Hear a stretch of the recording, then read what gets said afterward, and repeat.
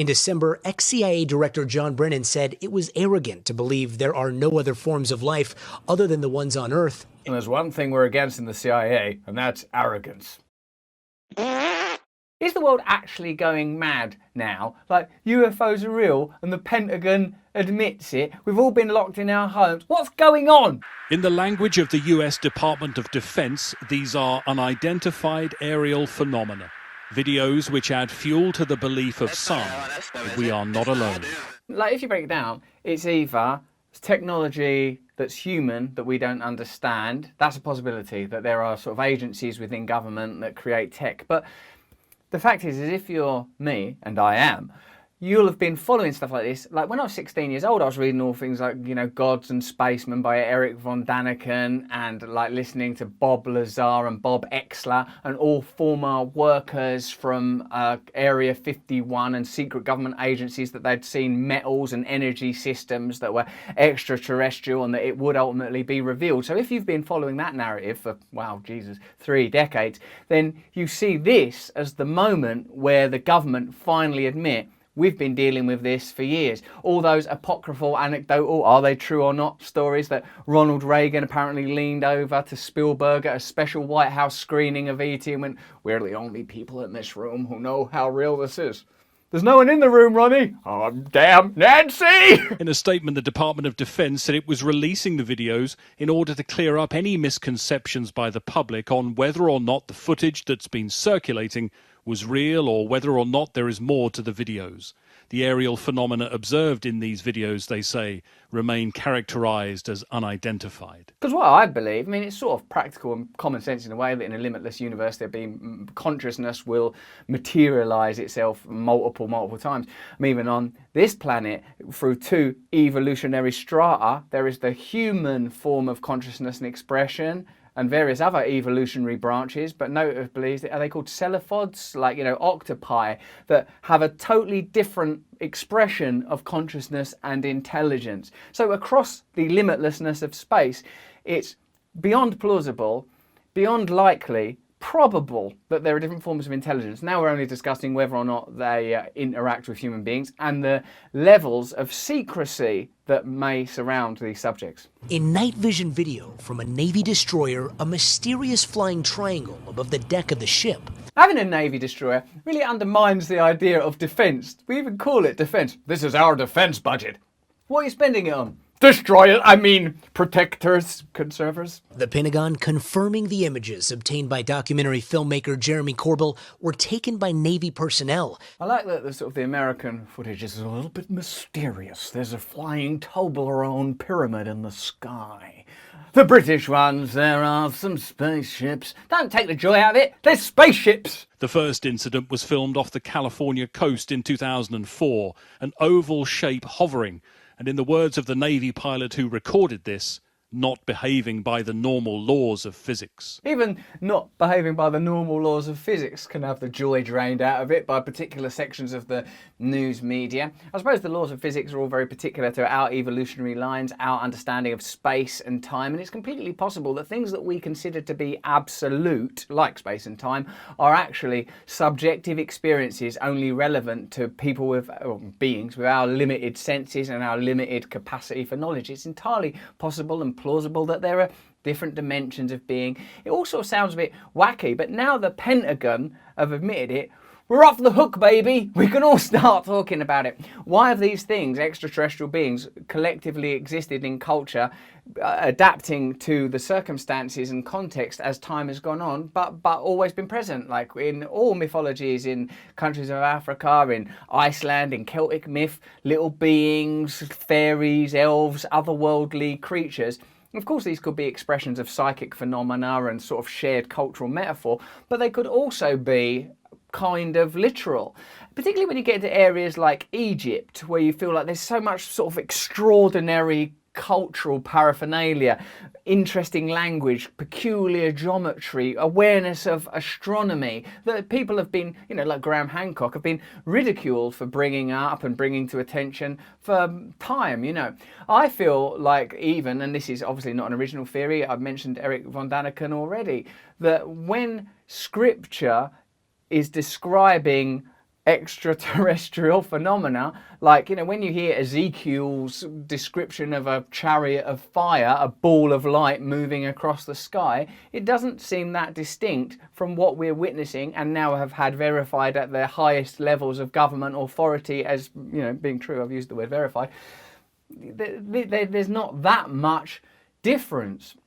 It excites me, I suppose, because at this time, during this peculiar pandemic, we're all revising what reality is. There's this appetite on one hand to return to normal. Let's just get back to normal. And that's perfectly understandable for people that have been locked up and suffering and have lost loved ones or suffered economically. But I feel from my ivory tower that we should be aspiring to something beyond normal, a fairer, more just, more beautiful, harmonious society that's an expression of our real values. And that includes alignment with nature, and surely it means transcending superficial barriers. Sometimes I speculate what would happen. In fact, I used this exercise in my own mind. That's where I do most of my good work. Like a little while ago, what would happen if a UFO picked up like a person from this country, a person of that race, people of this form of identification, and sort of took them off on a spaceship? You wouldn't be going, I ain't talking to you, you like Donald Trump, or you can fuck off, I'm unhappy about the way you identify. You just go, this is weird, isn't it, that we've been plucked off of our planet and we're now in a spaceship? Well, now the Pentagon agrees that that could happen, because the fact is there are other forms of life, there are other expressions of consciousness. Just like the world of psychedelia is bringing to people's attention the possibility that reality is something that warps and changes and responds to the observer, something that's, you know, been observed in quantum physics, and I'm not going to pretend to understand that, because I know that if you think you understand it, then you really haven't. That's one of the great maxims of that field, and I know many people try to warp that idea. What I'm saying is that there are more things on heaven and earth than dreamed of in your philosophy, Horatio. We're on the precipice of understanding just how little we know. Every time we reach an apparent periphery through scientific discovery, we look over the edge and discover that we knew nothing. Every new realm of discovery, we're down into the, you know, world of Max Planck and all of the baffling world of sub-particular miracle. This is just another frontier. We'll never, with the limitations of human consciousness, understand the true nature of reality, because it's beyond it's beyond our capacity to understand it. If there are extraterrestrials, if it's been released at this time because we're living in this odd time of division, with a great reset, peculiar new ideas emerging, just things feeling sort of baffling and catalytic, then I suppose the possibility for reorganising society according to an entirely new vision also exists. As David Graeber said, the fact is we made it this way and we can change it if we want to. And the revelation of extraterrestrial life, or at least extreme technologies that are not part of our understood telos of, you know, aeronautical tech, these are revealing phenomena. Oh, that's them, is it? It's not on Earth, dude. Well, if there's like anything, have a look on the In 2015, pilots flying off the east coast of America spotted this. They're all going against the wind. The wind's 120 knots from the west. Look at that thing, dude. It's nice that they're just chatting about it. Look at that thing, dude. And again, there are accounts of World War I and II, pilots seeing stuff in their sort of great battles in the sky. You know, this is something that's been with us for a long, long time. Here are a few questions to contemplate. Why is it being revealed now? And why was it always previously concealed? I once heard, what's his name, Timothy Good, a big sort of ufologist, say on a sort of, it was a late night talk show, because I used to be a geek about this stuff. Like, I heard the sort of the radio talk show had started off very cynical, but as Timothy Good, in his reasonable, rational, logical way, explained what he'd seen, what he'd done, the research he'd done, talked about the nature of these gravity-defying propulsion systems that worked on the inversion. I mean, it was just all so sort of techie and nerdy, not like, woohoo, they're a lizard people. It was like legit gear. I heard like the radio host go from sort of talking to him like he was speaking slowly to a stupid person. The radio host sort of went, I suppose if this is true, then we'll have to completely reevaluate the entire way that we see reality and organise our political power structures. And Timothy Good just went, yes, right, you know, in his sort of dispatching reality rationally way. And this is why it might have been previously concealed, because how can that great philosophy and technique of the powerful, divide and conquer, continue to abide when the evident truth that we are a small village in limitless space with so much more in common than divides us, and to create artificial separations on the basis of culture, appearance, religion, history, biology, it's all absolute nonsense. With ants and birds and plants, like the saints have always done, should be like, wow, we're all one, I love this thing, wow, cool, what an amazing world. We should be enjoying the great miracle of oneness. And a revelation of this nature helps us to dispense with the illusion of separation and recognize our wholeness, our oneness. Of course, I'm sure there's ways that we could go, I like these extraterrestrials, I don't like these ones. There's ways that we could turn it into some divisive thing, but for now, let's enjoy the possibility that this could be a discovery that leads to unity. Some of the objects go beyond just flying in the sky. One shows a spherical object dipping into the ocean, similar to an incident in Puerto Rico, where an object was tracked buzzing an airport, then flying into the water, popping back out before appearing to split into two and disappearing. I mean, that's a bit mental, isn't it? And if this is happening in 2015, why have we not been more clear and honest and open about it in the past?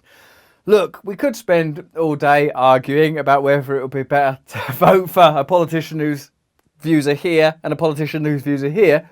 Or we could just discuss, I've just seen a fucking spaceship dip into the sea and then come out as two spaceships. No, hold on, but what are your views on tax reform? Racing across the surface of the ocean, something that it took some skill to capture. And maybe that unconscious sense of glee is not just the mastery of the technical machinery, but a kind of sense of true awe, the kind of awe you sometimes feel in a basilica in Rome, specifically St. Peter's, or you sometimes might experience at a football match, or when you see a new lush green vista. That's also at a football match, actually. But nonetheless, I'm saying that there is an awe in life. We've been bludgeoned, deadened into conformist, conditioned experiences, banal, trivial exchanges. We're in the middle of the fucking Milky Way. Mysteries are all about us. The glory of our pets and of creatures and of one another. The miracle of our life, the miracle of our being.